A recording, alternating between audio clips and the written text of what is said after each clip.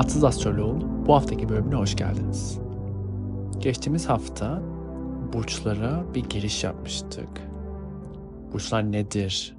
Neden 12 burç var? Bu sistem nasıl çalışıyor?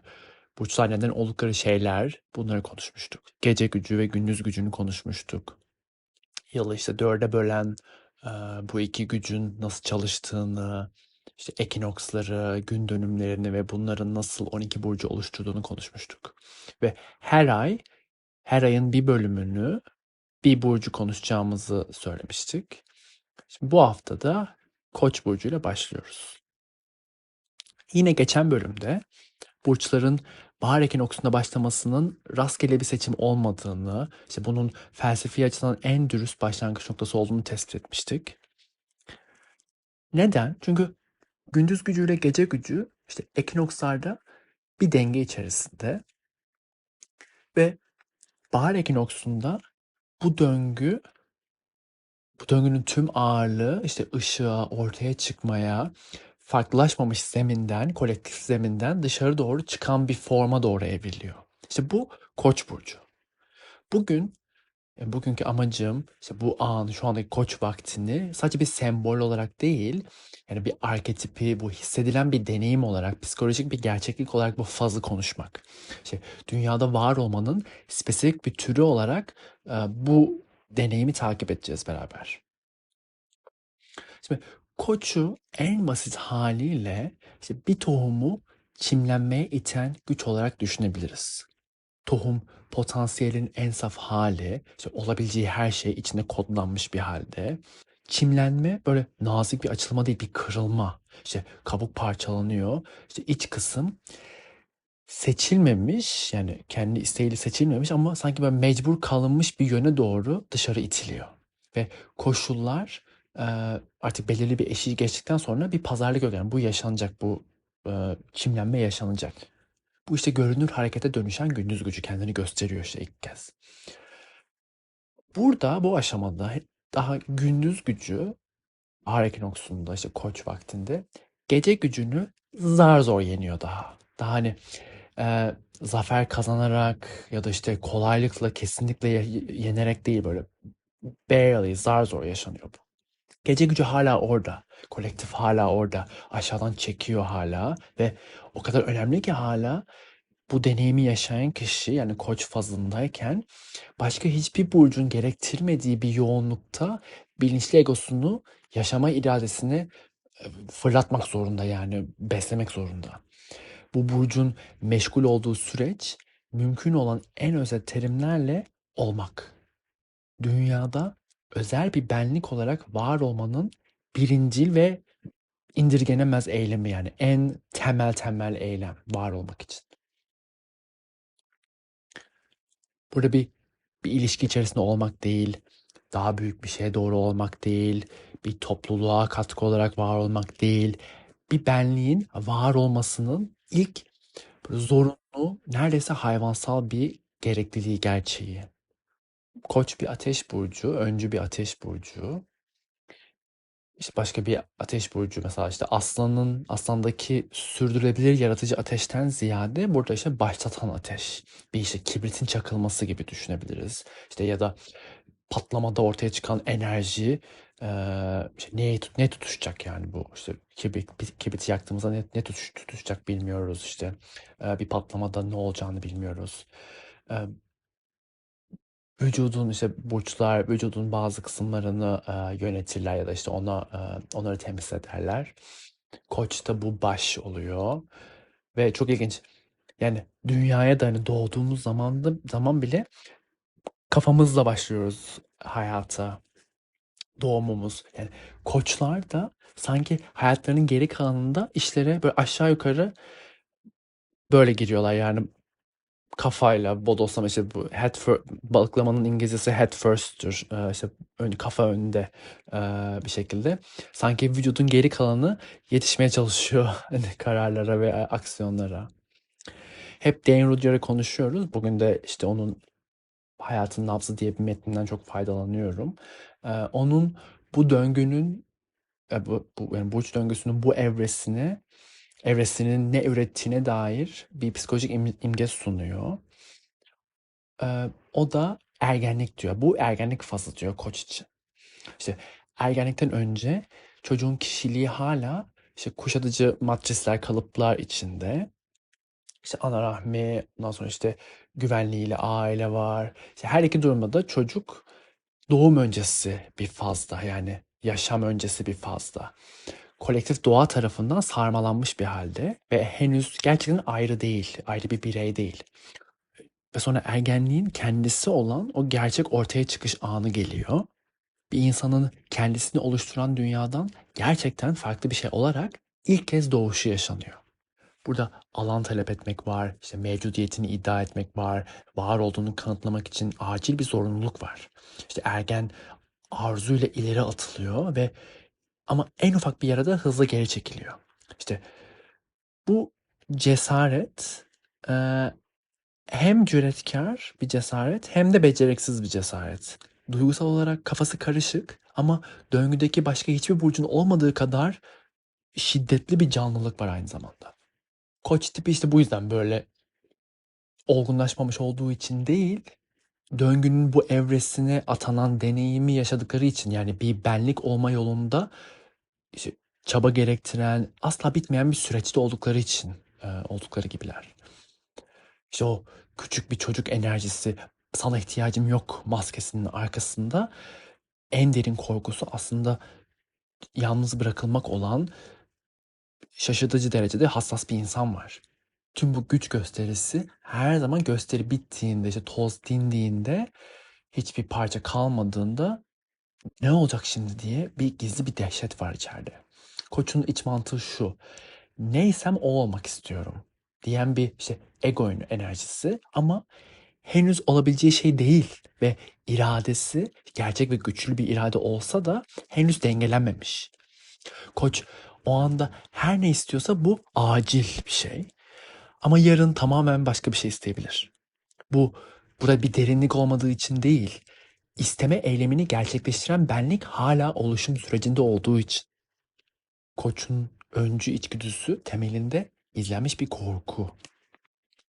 Rutin korkusu, işte geleneğin çekiminden korkma, uzun süre hareketsiz kalmaktan korkmak, çünkü geçmiş tekrar iddiasını yeniden ortaya koyabilir. Yani hareket halinde olmak gerekiyor. Geçmişte kalmamak için de geçmiş onu yakalamasın diye. Durmak bilmeyen ileri hareket, partnerlerin, ufukların, amaçların, işte bağlılıkların değişmesi en azından bir devam etme duygusunu, bir büyüme illüzyonunu veriyor. Çünkü hareketsiz durmak geçmişe dönmek anlamına gelecek ve geçmişe dönmek henüz yeni, zar zor kaçılan gece gücüne geri dönmek demek. Çünkü burada gece gücü yok olmadı hala. İçe döndü, aşağıdan çalışmaya devam ediyor. Bu yüzden işte Koç dengesiz bir denge durumunda yaşıyor içeride. Zıtlıklar tarafından çekiliyor içeride ve eğer durursa sanki zemin kaybediyormuş gibi hissedecek bir huzursuzluk içinde. Dane Rudyard Koç'un nasıl sevdiğine, yani işte ilişkilerine ya da işte arkadaşlarına nasıl sevdiğine dair ilginç bir şey söylüyor. Diyor işte Koç diyor herhangi bir kişiden ziyade sevgiye olan ihtiyacını sever diyor. Bu böyle soğukluktan falan değil yani. Sevgiye ihtiyaç duyulur çünkü temelinde bu tip dünyadan korkar ve temelinde yalnızdır. Ama aynı zamanda kalıcı bir birleşmenin ima ettiği işte esaretten korkuyor. Çünkü kalıcı bir birleşme durmak anlamına geliyor ve durmak da büyümeyi bırakmak demek. Bu yüzden Koç'un gerçekten ve en güvenilir şekilde sevdiği şey sevginin başlangıcına eşlik eden o his. Yani canlılık, işte ileri doğru ivme, kendinden daha büyük bir şey tarafından itilme hissiyatı. Romantizme olan tutku burada ölmüyor ve ölmemelidir. Ama hayatın işte faturalar ve işte amaçların daralması gibi bir geleneksel bir hayattan ibaret olduğunu kabul etmeyi reddetmek var ve bu gerekli. Yani Koç'ta önemli bir şey bu. Burada bu bütün söylediklerimizi tamamlayan paradoks şu: Koç için herhangi bir şeyi kendine mal etmek çok zor. Çünkü inşa ettiği kişilik henüz yerleşik bir gerçek değil. O yerleşik benlik zemini olmadan da hiçbir şey tam olarak sahiplenilemiyor. Yine de işte eğer bir şey aradan sızarsa işte bir kişi, bir proje, bir ideal gerçekten sahiplenilirse onu çok ilginç bir sahiplenme, bir tutunma takip ediyor. Bu böyle korku ve yalnızlıktan doğan bir tutku. Çünkü o şey artık neyse o sahiplenilen şey asla tam olarak güvende hissetmeyen kişiliğin bir sembolü haline geliyor. Ona tutunuluyor yani. Koç hiçbir zaman bitmiş bir ürün değil ve başladığı işi bitirmekle pek ilgilenmiyor. Yarattığı şeylerden değil, yaratma eyleminin kendisinden besleniyor. İşte muhalefetler ve zorluklar ilginç bir şekilde bu enerjinin kendini en çok evinde hissettiği yerler. İşte engelleri kaldırdığınızda koçun önünden onu kazanma heyecanından mahrum bırakıyorsunuz. Burada başarı yani bu kişi için başarı oraya ulaşmak için yenilmesi gereken zorluklarla ölçülüyor. O yüzden işte asıl düşman sıkıntı, can sıkıntısı. Yani başarısızlık değil, çatışma değil, itecek hiçbir şey kalmamış bir hayat. Yani onun için negatif olan versiyon. Koç, dürüstlük de çok ilginç bir konu koç için. Yani sahte ve aldatıcı davranmaya karşı ilginç bir isteksizlik var. Yani koç arketipinde. Bu ahlaki olmaktan ziyade daha yapısal bir özellik. Yani kendisi olma ihtiyacı çünkü amaç işte benliği oluşturmak, ben olma amacı. Bu ihtiyaç kendini yanlış yansıtmaya izin vermiyor. Yani kendinizin sahte bir versiyonunu sergilemek hem sıkıcı hem de tatminsiz yani sürekli düşük düzeyde bir çaba koç için. Ve ikisi de koçun buna sabrı yok yani. Bu yüzden bazen ilişkilerin gerektirdiği karşılıklı uyum yerine işte daha sosyal bir izolasyona kadar uzanabiliyor bu. Hani onu taklit etmektense, numara yapmaktansa hani izole ederim daha iyi gibi. Bu bir düşmanlık değil karşı tarafa. Bireyselliğini kimseyle müzakere etmek zorunda kalmadan korumak için bir çaba. Ve koç başkalarıyla iletişime girdiğinde, etkileşime girdiğinde liderlik ediyor. Bu başkaları üzerinde bir güç sahibi olmakla ilgilendiği için de değil. Yani temelinde bir enerji olarak. İlk gitmek onun için en doğal şey olduğu için. Yani istediği şey başkaları talepte bulunmadan istediğini yapma özgürlüğü. İşte koçu böyle bir yıldırım gibi düşünebiliriz. Yani yıldırım gücü. İşte Aslan'daki gibi işte sürekli bir sıcaklık değil, ısının yavaş birikimi değil, yukarıdan birden inen, kolektif bilinçaltının karanlığına böyle vuran, yakan ve sonra da giden bir yıldırım. Öncü ve başlatıcı olanlar genelde neden gittiklerini bilmiyorlar. Bir zorlanma, bir itiş var. Bu itiş, bu zorlanma da yani bir şey kendilerinden büyük, kendilerinden öte bir şey bu insanları taşıyor. Ve ilginç bir şekilde hareket halindeyken bu kadar kendine yeten gözüken bu tip büyük bir mürit de olabiliyor. Bu işte Koç'u yüzeysel okuyan insanları şaşırtabilir. Ama işte tam da Koç kendi kişiliğinde henüz güvende olmadığı için işte bir öğretmene, bir ideal bir figüre karşı neredeyse ergence bir tutku geliştirebiliyor. Çünkü kendi içlerinde gizlice hissettikleri zayıf benlik duygusunu sergilemek yerine kendini adanmışlığa kaptırıyor burada. Yani kendi kişilik özlemlerini uzak, ideal, orada olmayan birine yansıtabilirler. Bu adanmışlık en kökünde hala oluşum sürecinde olan benliğe duyulan bir özlem işte.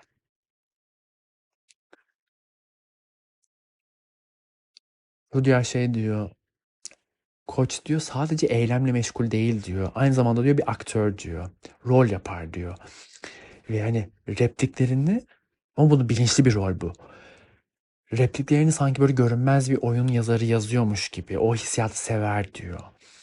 Çünkü onlara diyor bu kendi içsel kaderlerinde bir güvenlik duygusu veriyor. Hani ait oldukları daha büyük bir hikaye var. Tüm bu ileri hareket, işte başlanılıp bitirilmemiş işler, tutkulu bağlılıklar ve sonra işte bunları takip eden çıkışlar bu bağlılıklardan.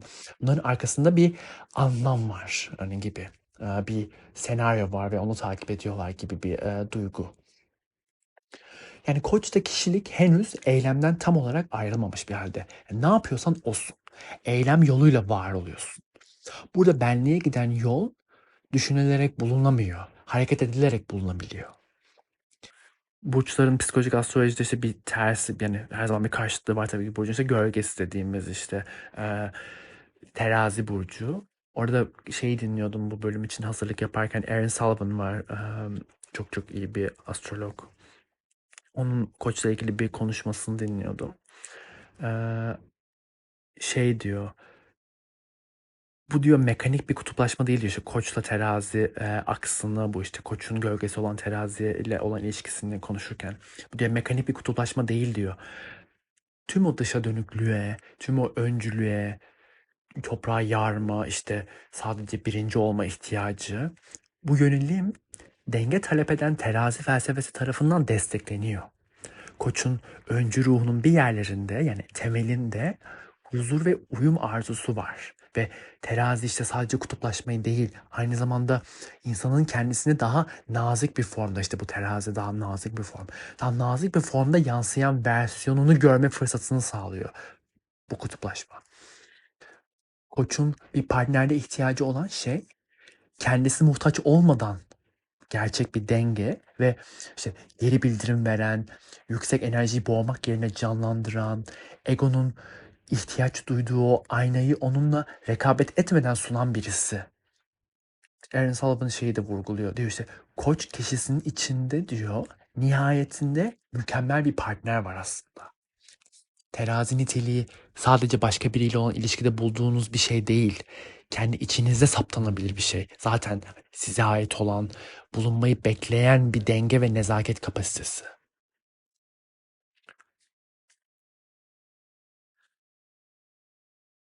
Koç yerleşimi güçlü olmayan dinleyenler için de hani sadece güneş olmasına gerek yok veya işte çok fazla koç olmasına gerek yok. Yani her birimizin haritasında bir yerlerde bu burç var ve her birimiz yapısal olarak koç olan mevsimlerden geçtik. İşte yeniden başlama anları, daha önce varlığımızı göstermediğimiz bir yerde varlığımızı kanıtlamak zorunda kalmak, işte hiçbir şeyin garanti edilmediği yerlerde bile işte ileri atılmak zorunda kalma anları, yeni bir şehirdeki ilk haftalar, yeni bir işin ilk günü, yani her şeyi önceden çözme lüksümüz olmadan biraz farklı birisi olmak zorunda kaldığımız herhangi bir dönem. İşte bu koçun alanı bu ve hepimiz için mevcut bu hava durumu. Peki gezegenler koçtayken nasıl çalışıyorlar? Tamam, şimdi arketipi tanıdık. Koçun nasıl bir faz olduğunu konuştuk. Güneşiniz koç olabilir, ay koç olabilir, yükselen koç olabilir, Merkür, Venüs, Mars, Jüpiter, Satürn, bunların hepsini şimdi konuşacağız. Şimdi burada da Genspiller'ı çok kullanıyorum. Benim yani gezegen yerleşimleri için çok işime yarayan, hoşuma giden bir çerçevesi var.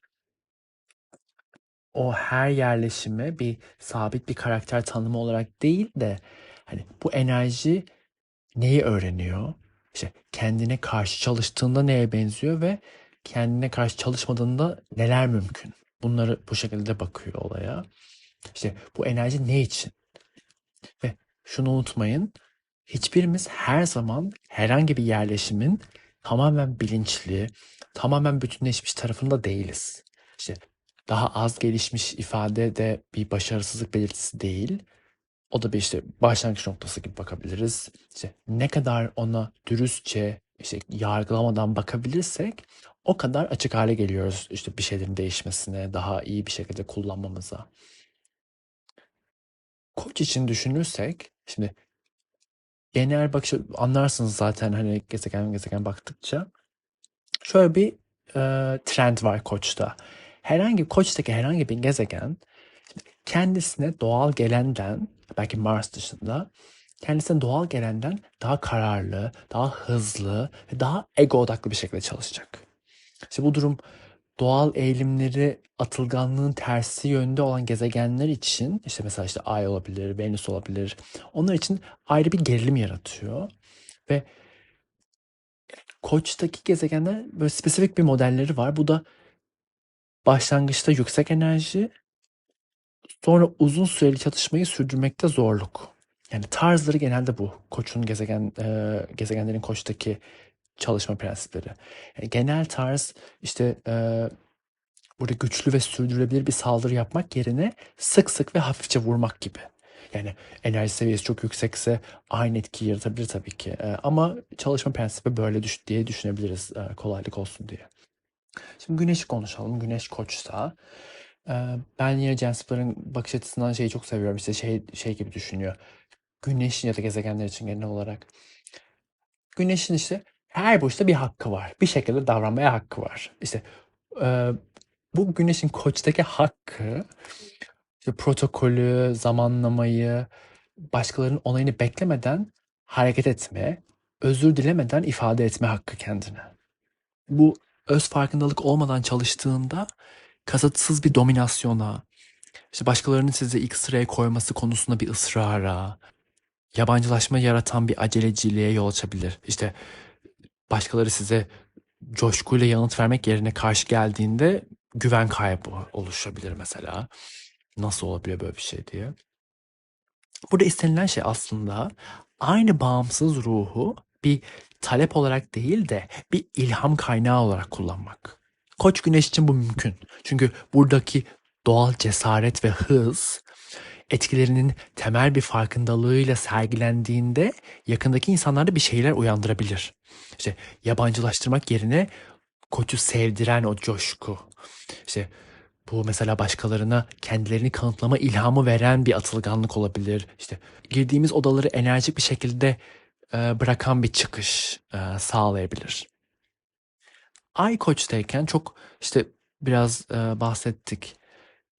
İlginç bir gerilim var. Çünkü Ay doğası gereği ilişkisel ve içe dönük olan duygusal ihtiyaçları, işte güvenlik içgüdülerini yönetiyor. Yani o fonksiyon. Ve bu senaryoda kendini atılgan, dışa dönük ve bireyselleşen bir burçta buluyor.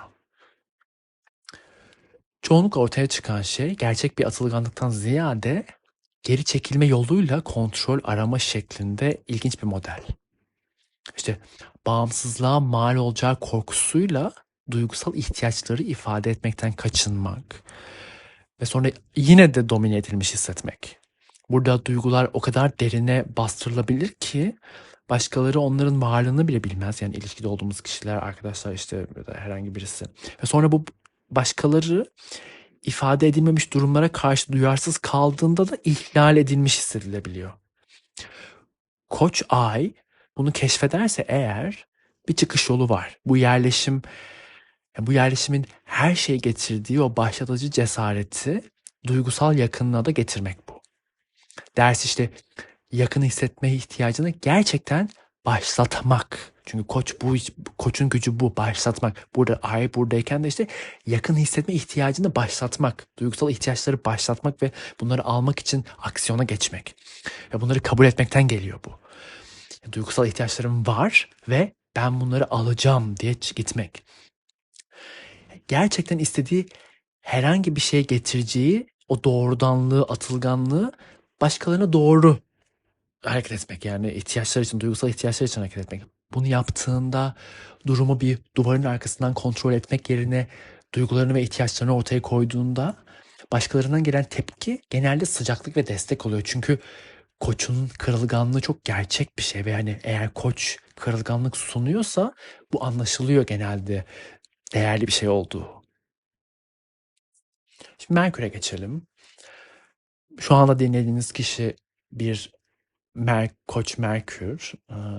Merkür'ün iletişimle ilgili, kafayla ilgili düşünceler, iletişim, bağlantı kurma, bağları kurma fonksiyonu.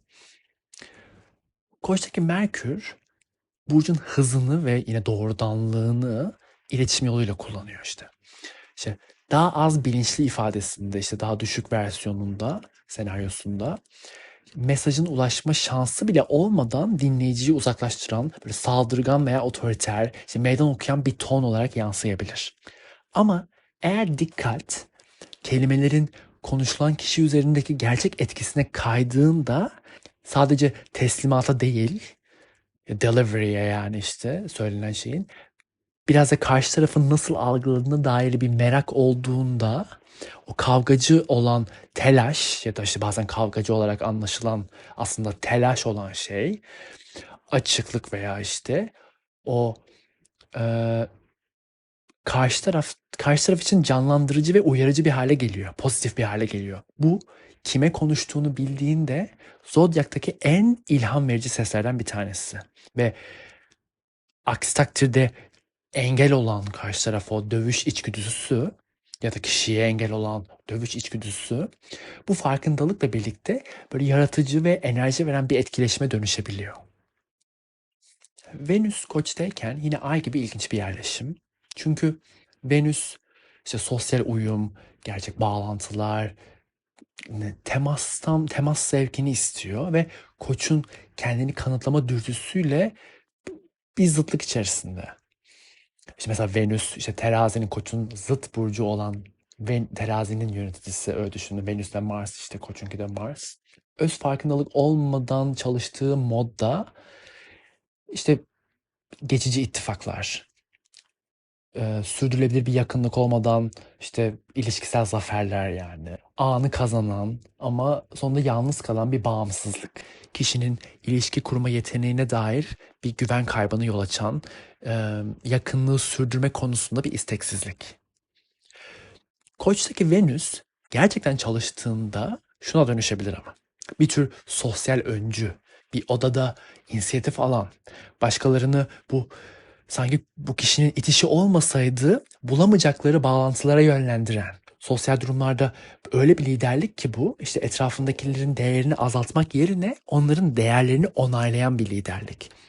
Çünkü Venüs'te sosyal uyum amaç ve Koç Venüs bunu bu şekilde yapabilir. Hani liderliğiyle. Bu yerleşimin tatmin edici hissettiren versiyonu bu. Mars Koç'tayken bir rahatlık var işte evinde dediğimiz işte Koç'un en çok kullandığı fonksiyon gibi düşünebiliriz.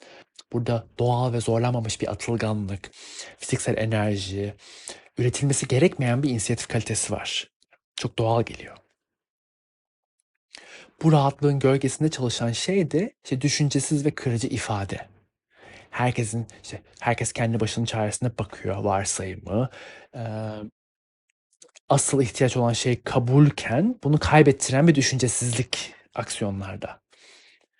Uyanmış versiyonu ise bunun işte daha pozitif, daha dinamik versiyonunda da cesaret o kadar net ve bulaşıcı bir şekilde modelleniyor ki diğer insanlara da inisiyatif almaları için izin veriyor. Onlara yön vererek değil, bunun mümkün olduğunu ve kendisi için talep ettiği bağımsızlığın aynı zamanda başkaları için de bir yol açabileceğini göstererek. Jüpiter Koç'tayken de Burç burada inanç ve sosyal fırsat alanına taşınıyor. Onu engelleyen model çok ilginç. Burada işte inisiyatifi ertele, dürtüye güvenme, gelmeyecek olan kesinliği bekle ve geri kalanında ise yetersizlik korkusu dolduruyor zaten. Burada Jüpiter özellikle atlayış yani garanti edilmeden önce o atlayışı yaparak işte güven ve vizyonu zaten haklıymış gibi ifade ederek besleniyor. Ve bunu yaptığında işte insanlar ona şekilde sosyal fırsatlar açılıyor. Güven dikkatlilikten ziyade öncülük yoluyla inşa ediliyor ve işte inanç temkinli olmanın kapatacağı fırsatları açan bulaşıcı bir şeye dönüşüyor yine. Koç'taki Satürn belki de bu tüm gezegenler içerisindeki en karmaşık olan yapısal olarak Koç senaryosunda yani. Çünkü Satürn işte uzun vadeli başarıyı ve gerçek otoriteyi kazanmanın böyle sabırlı, disiplini çalışmasını yönetiyor ve burada e, yerleşik yapı ve protokollere doğası gereği sabırsız olan bir burç var. Burada gölge tamamen bencil nedenlerle aranan liderlik.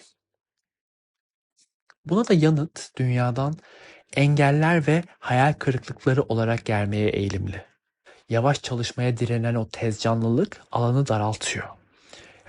Ama bu yerleşim, yani Satürn Koç yerleşimi olgunlaştığında inşa edebileceği şey kolektif bir ihtiyacı cevap verecek şekilde öncülük etme yeteneği. Gerçekten yeni idealleri toplumun gerçekten alabileceği ve kullanabileceği bir forma sokmak. Burada Koç Satürn hırsın kişisel ölçekten daha geniş dünyaya dokunan bir şeye büyütülmesini istiyor ve en yüksek noktasında zaten saf bireysel iradeden ziyade kolektif bir şeyin aracı olan Koç enerjisi için ideal şey bu. Son olarak da yükselen burcu konuşalım. Yükselen haritadaki diğer şeylerden belirgin bir şekilde ayrılıyor. Çünkü özümüzdeki kişi değil ve ya da işte duygusal yaşamımızın iç dünyası değil. Dünya ile etkileşime geçerken her zaman bir anlamda pratiğini yaptığımız mod. Hayatla ilk karşılaşan yüz, daha içsel bir şey kendini gösterme şansı bulmadan önce önden giden halimiz. Koç yükselende işte spesifik bir kalite istiyor karşılaşırken dünyayla. Doğrudan ve enerjik bir karşılaşma kalitesi. Olayların olmasını beklemek yerine kendi deneyimini yaratma ve yönlendirme gücünü sahiplenmek istiyor. En iyi versiyonunda hayatı bir macera ve işte bir arayış olarak görüyor. İçine yavaşça sızılacak bir şey değil de balıklama atlanacak bir şey. Haritada bayağı ateş varsa bu enerji çok kolayca akabilir. Tabii şey riskiyle beraber kendi kendine yenilgiye uğratan çok ben merkezci olma riski de var tabii ki.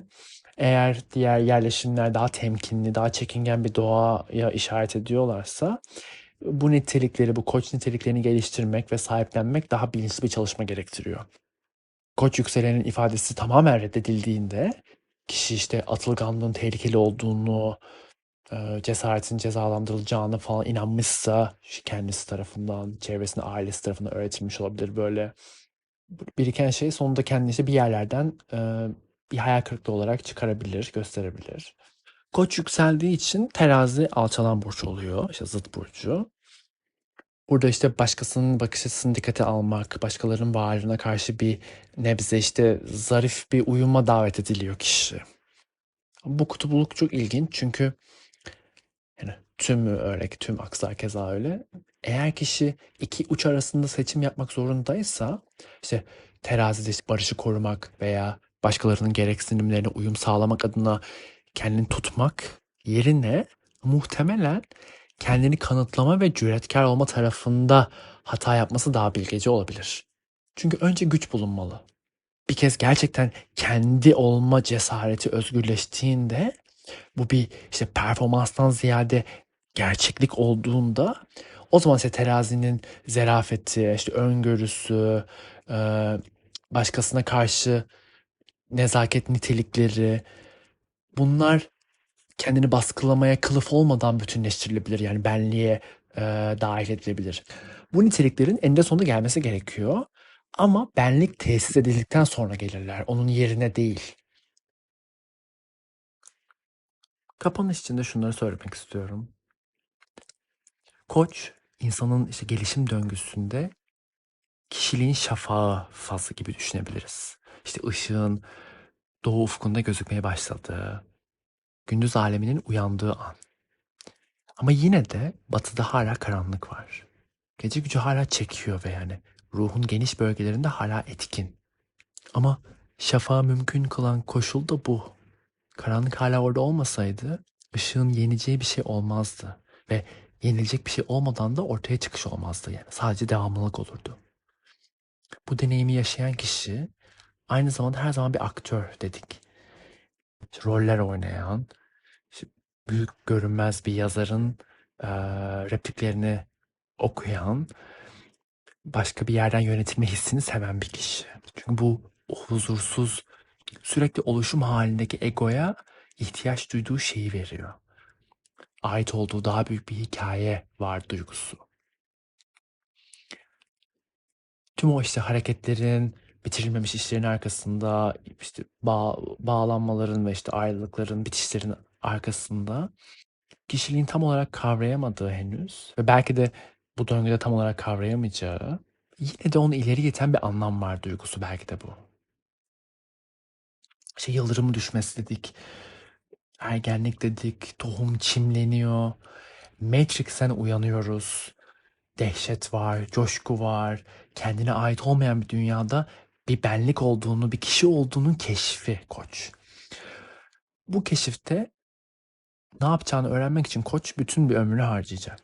Ama ilk adım, o işte dışarıya çıkış, varlığın iddia edilmesi, hiçbir şey garanti edilmeden hareket etme isteği, bu işte yeri doldurulamaz bir şey ve bence kendi halinde, kendi şeklinde Zodyak'ın en cesur fazlı koç.